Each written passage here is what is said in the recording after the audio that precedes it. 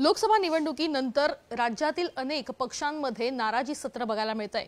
आपल्या सोबत या ठिकाणी शिवसेनेचे नेते आणि प्रवक्ते संजय शिरसाट आहेत। सर, अनेक राजकीय पक्षांमध्ये जी आहे ती निकालावरून नाराजी दिसून येते।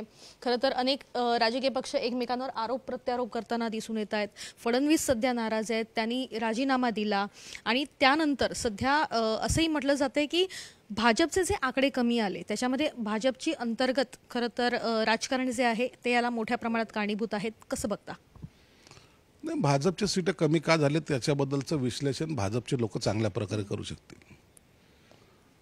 आमच्या ज्या सीटा होत्या त्यामध्ये आमची जे काही सीट हक्काची होती ती युतीमध्ये गेल्यामुळे कदाचित आमचाही रेशिओ सीटाचा कमी जरी झाला असला तर पर्सेंटेज ऑफ वोट हे वाढलेलं आहे, म्हणून आमचा परफॉर्मन्स चांगला आहे। आमच्या सीट चांगल्या आहेत, 15 लढवल्या 7 आलेल्या, त्या अर्थाने आमचा परफॉर्मन्स चांगला आहे। परंतु एक गोष्ट प्रामुख्याने जाणवते की या सर्व निवडणुकीमध्ये प्रत्येक जणाला आलेला ओव्हर कॉन्फिडन्स हा आम्हाला नडला आहे। मग याच्यामुळे काही फरक पडत नाही, त्याच्यामुळे फरक पडत नाही, याचं आपण काही केलं नाही तरी चालतं, असा एक थोडासा ज्याला इगो म्हणता येईल तो कुठेतरी आमच्यात निर्माण झाला असावा आणि त्यामुळेच हा आम्हाला मिळालेला सेटबॅक आहे। आम्हाला यासाठी म्हणतो की आम्ही भाजप वेगळं आहे किंवा शिवसेना वेगळं आहे किंवा अजितदादा वेगळे आहेत असं मानत नाही। ते आम्ही तिन्ही पक्ष मिळून जर लढवलेले आहेत, हा एकट्या देवेंद्र फडणवीसांचा पराभव नाही आहे किंवा भाजपचा नाही, हा आमचा सामूहिक आहे। म्हणून देवेंद्रने त्यांची नाराजी व्यक्त केली की हो मी जबाबदारी घेतली।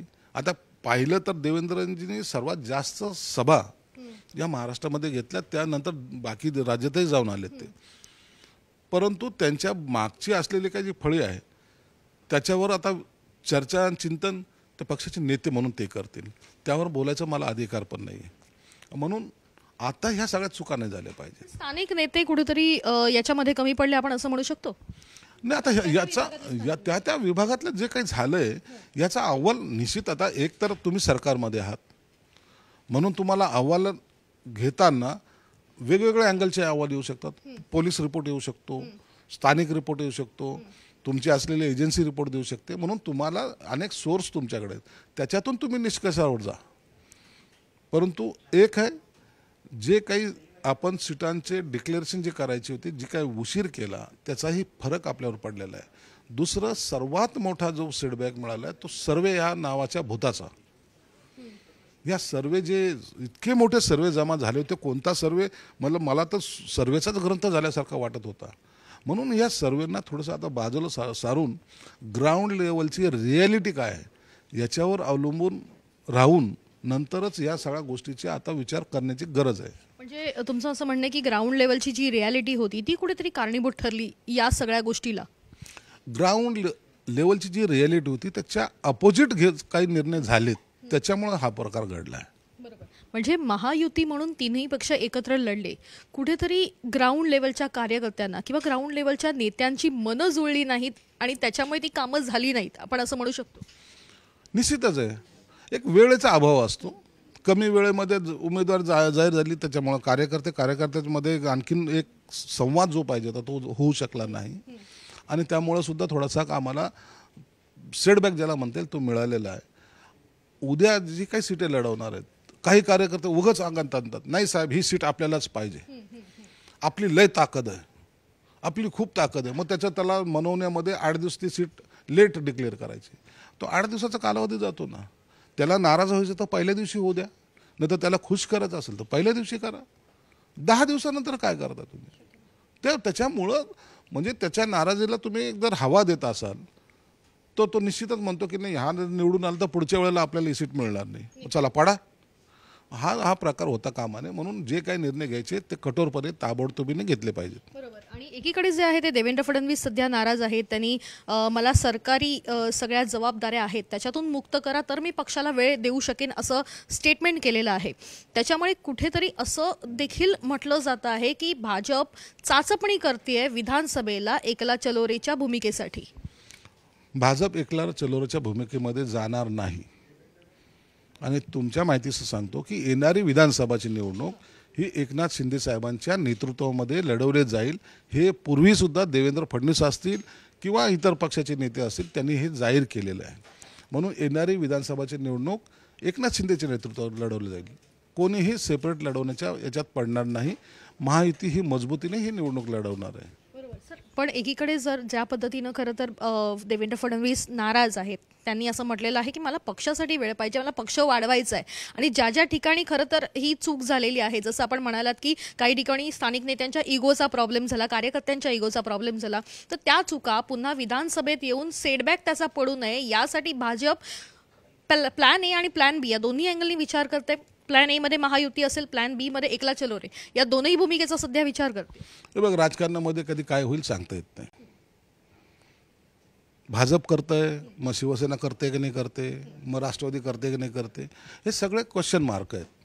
म्हणून आता त्याच्यावर चर्चा करणं योग्य नाही. योग्य वेळेला जेव्हा निर्णयाचं घडी येईल त्या टायमाला ह्या भूमिका कळतील. परंतु सगळ्या पक्षाचा प्लॅन ए आणि प्लॅन बी असतो. कोणताही पक्ष देशातला, महाराष्ट्रातला नाही देशातला, प्लॅन ए वरच असं अवलंबून असतो असं नाही, तर प्लॅन बी त्याचाही रेडी असतो. म्हणून याची चिंता त्यावेळेला सुरू होते ज्या टायमाला ह्या युत्या होत नाहीत. त्याच्यानंतर प्लॅन ए आणि प्लॅन बी. एकीकडे अशा पद्धतीनं नाराजी सुरू आहे, तर दुसरीकडे संजय राऊत यांनी आरोप केलेला आहे की फडणवीस यांचा हा बालहट्ट आहे, जर त्यांना राजीनामा द्यायचा तर राजीनामा द्यावा, प्रत्येक ठिकाणी फिरू नये, असं देखील शिवसेना उद्धव बाळासाहेब ठाकरे गटाच्या वतीनं अनेक नेत्यांच्या अशा प्रतिक्रिया आहेत. संजय राऊत हाच एक बालहट्ट आहे आणि त्याचा हट्ट पुरवण्यामध्ये उबाटा गटाचं झालेलं नुकसान आपण या लोकसभेमध्ये सुद्धा पाहत आहेत. म्हणून आता त्याचाच बालहट्ट किती पुरवायचा याचा पक्ष त्यांच्याच पक्षाने विचार करावा. बाकींच्या बालहट्टाकडे जाऊ नका. तुमच्या हट्टामुळं उबाटा गटाचं झाल्या नुकसानाकडे पहा. इंडिया आघाडीकडे खरं तर मोठं संख्याबळ आहे. अशातच इंडिया आघाडी स्वतःला विरोधी पक्ष म्हणून आत्ता बोलायला जी आहे ती सुरुवात करत आहेत. म्हणजे त्यांनी एक पाऊल मागे घेतलंय आपण असं म्हणू शकतो का? कारण आघाडीसाठी किंवा देशात सत्ता बदल करण्यासाठी कुठला प्रयत्न त्यांच्याकडून होताना दिसून येत नाहीये.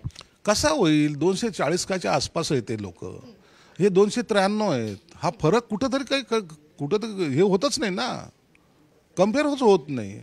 आणि म्हणून ते सत्ताही हार स्वीकारण्याचा प्रश्न येत नाही आहे. तुमचं संख्याबळच नाही आहे आणि हे उगाच उचकवत आहेत. नाही राहुलजी आता पंतप्रधान बना. अरे त्यांना माहिती आहे की माझं कॅल्क्युलेशन्स काय, NDA तिकडे मजबूत आहे, त्यांचा शपथविधी होतोय. आता यांचे हेच राहील. जसं संजय राऊत आता कधी कुठेतरी बोलले काही दिवस हे सरकार राहील असंच आम्हाला बोलले होते. 2 वर्ष होऊन गेले, त्यांना कळालं पण नाही. म्हणून आता हे सरकार चांगला आपला कार्यकाल पूर्ण करेल. पण त्यांनी हे पण म्हटलंय की हे सरकार जे आहे त्यांना शपथविधी 8 तारखेला घेऊ द्या, पण काही काळच टिकेल आणि हे सरकार पाडण्यामध्ये एक वेगळी मजा आहे. अहो, हे सगळे चॅलेंज आम्ही स्वीकारलेले आहेत. साध्या विधानसभेला ते काही करू शकत नाही. ती लोकसभा आहे हो, आणि यांचं अस्तित्व तिथे किती हे ह्यांना स्वतःला माहिती. इथं किती बडबड केली तरी आपला आवाज तिथपर्यंत पोहोचतो का याची आपण काळजी तर केला. तुम्हाला विचारलं तर पाहिजे ना कोणी. परंतु हे आता इकडचे जसे आमदार फुटून जाऊ नये म्हणून जे काही त्यांची धडपड होती ना, तसं आता तिकडचे आपले खासदार पुन्हा टिकवण्यासाठी त्यांची ही धडपड आहे. त्यांना असं त्या सरकारमध्ये आणि सत्तेमध्ये काही इंटरेस्ट नाही आहे. परंतु पुन्हा आपली फरफराट होऊ नये म्हणून ते आता हे असे स्टेटमेंट द्यायला सुरुवात केली. चंद्रबाबू आणि नितीश कुमार यांना खरं तर गळाला लावण्याचा प्रचंड प्रयत्न करण्यात आला. आमच्यासोबत काही पक्ष जे आहेत ते संपर्कात आहे असं देखील त्यांचं म्हणणं होतं. कुणाच्या? संजय राऊतच्या?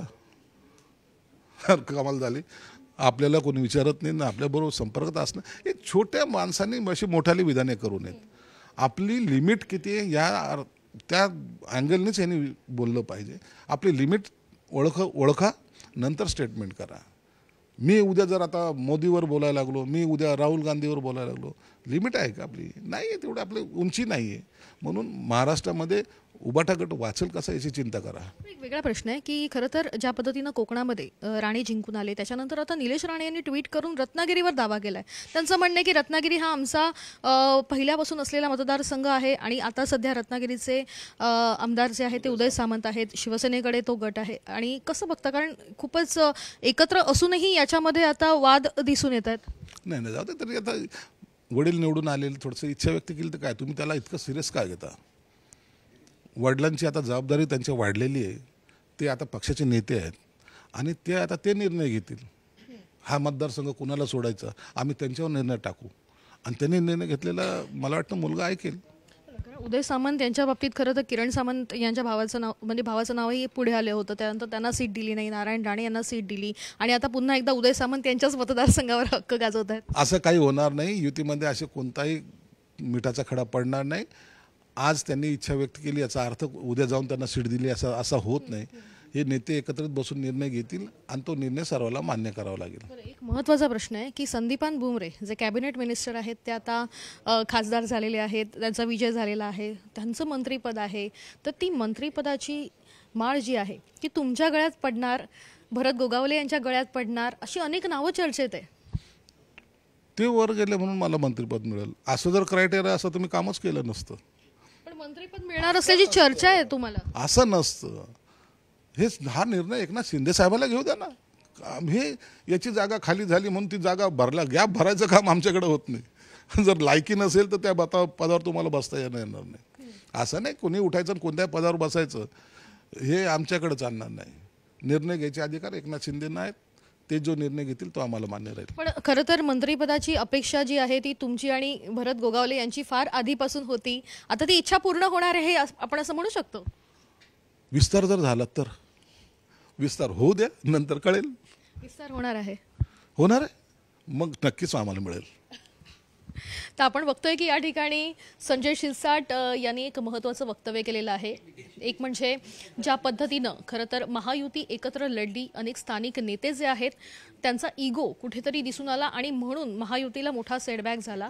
मात्र कुठलाही पक्ष जो आहे तो एकला चलोरेच्या भूमिकेमध्ये नसेल. प्रत्येक पक्षाकडे प्लॅन ए आणि प्लॅन बी असे दोनही प्लॅन तयार आहेत. जर बीजेपी या गोष्टीचा विचार करत असेल तर शिवसेनेकडे देखील दोन्ही प्लॅन तयार असल्याचं या ठिकाणी संजय शिरसाट यांनी सांगितलेलं आहे. कॅमेरापासून अरविंदसह वैदेही काणेकर, साम टीव्ही न्यूज, मुंबई. देश विदेशातील प्रत्येक घडामोडींचे लाईव्ह अपडेट मिळवण्यासाठी आता साम टीव्हीच्या सर्व सोशल मीडिया प्लॅटफॉर्मला लाईक, फॉलो आणि सबस्क्राईब करा. तसंच सर्व नोटिफिकेशनसाठी बेल आयकॉन प्रेस करायला विसरू नका.